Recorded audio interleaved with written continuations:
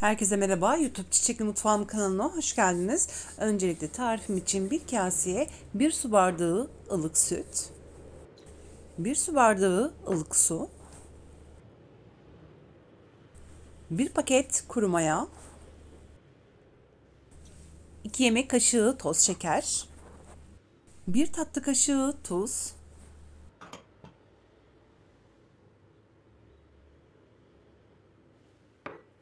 yarım su bardağı ayçiçek yağı ilavesi yaptıktan sonra ardından da un ilavesi yapmaya başlayacağım. Toplamda 5,5 bardak un kullandım. Biliyorsunuz ki ben bütün yemek tarifleri videolarımda standart su bardağı 200 mililitre bardak kullanıyorum.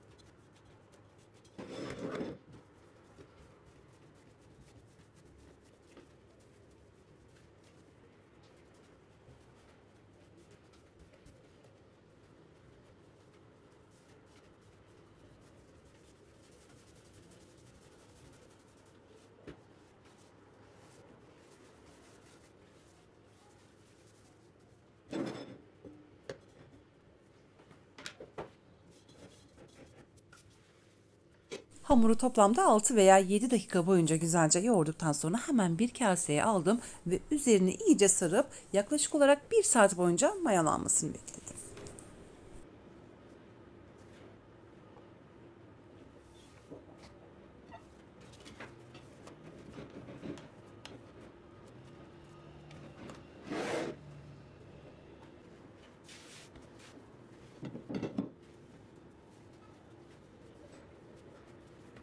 Hamur yaklaşık olarak 1 saat boyunca dinlendi. Şimdi tezgahı birazcık unlayıp toplamda bu hamuru 16 eşit bezeye ayıracağım.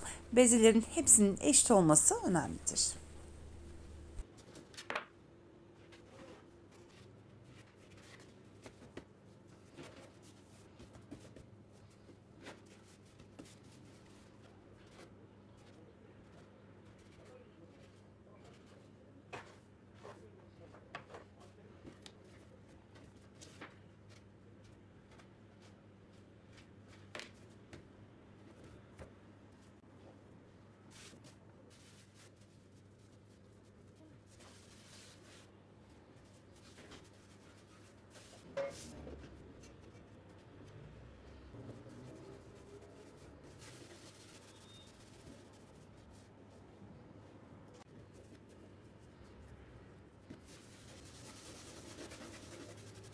Bezelerin hepsini hazırladıktan sonra bir poşet geçireceğim. Kurumaması için bu çok önemlidir.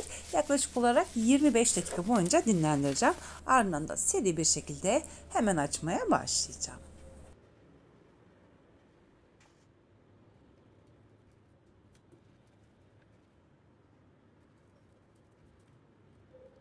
Bezeler dinlenirken ben de şimdi hemen iç harcını hazırlamaya başlıyorum. Kaşar ve maydanoz kullandım. Siz istediğiniz iç harcını kullanabilirsiniz. Ben tereyağını da hazırlamaya başlıyorum. Burada toplamda 130 gram tereyağı var ve yarım bardak da ayçiçek yağı ilavesi yaptım. Ve artık iç malzemelerini de hazırladığıma göre bezeleri hızlı bir şekilde açmaya başlıyorum.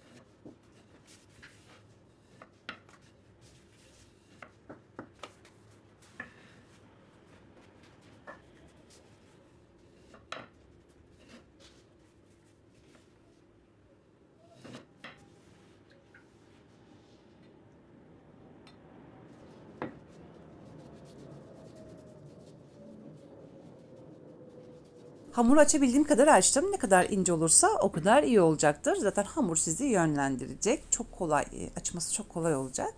Güzel bir hamurdur. Eminim siz de zorlanmayacaksınız. Hamur açtıktan sonra hemen bir fırça yardımıyla tereyağını sürdüm ve ikinci açmış olduğum bezeyi de üstüne sereceğim.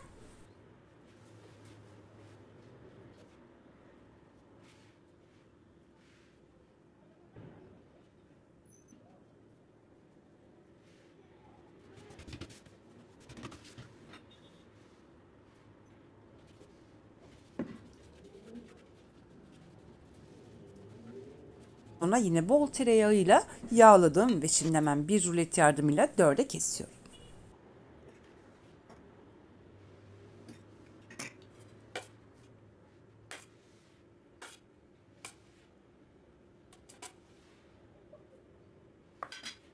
İç harcını koyduktan sonra kenarlarını çok fazla içeri gelmeyecek şekilde kıvırdım ve ardından da sık olmayacak şekilde de sardım. İşte yapımı bu kadar kolay. Eminim sizler de zorlanmayacaksınız.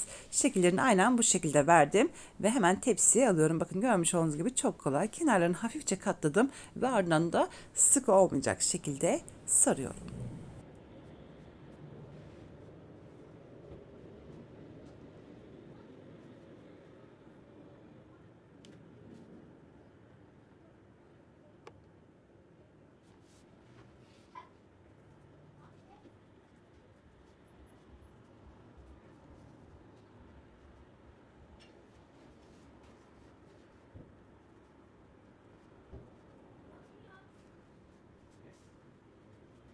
Hazırlamış olduğum bezeleri hemen bir tepsiye alıyorum. En önemli püf noktalarından bir tanesi bu. Lütfen tepsiyi güzelce bir poşetle saralım ki bezeler kurumasın.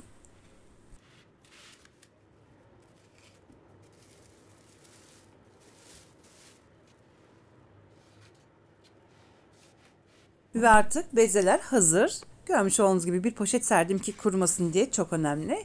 Hemen üstüne de bir bez örttüm ve toplamda bu bezeleri 25 dakika boyunca dinlendirdim. Şimdi hemen yumurta sarılarını sürüp doğruca fırına vereceğim pişmesi için.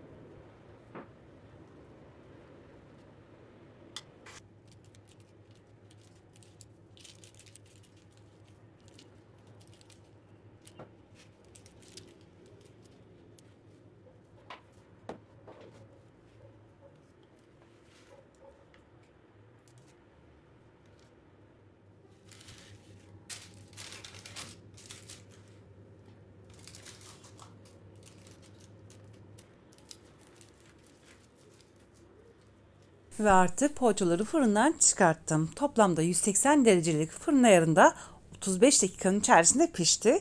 Daha fazla fırında kalırsa sertleşmeye doğru gider.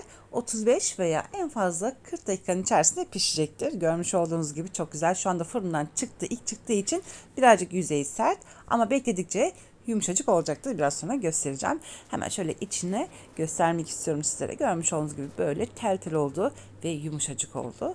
Eminim deneyen herkes çok beğenecek.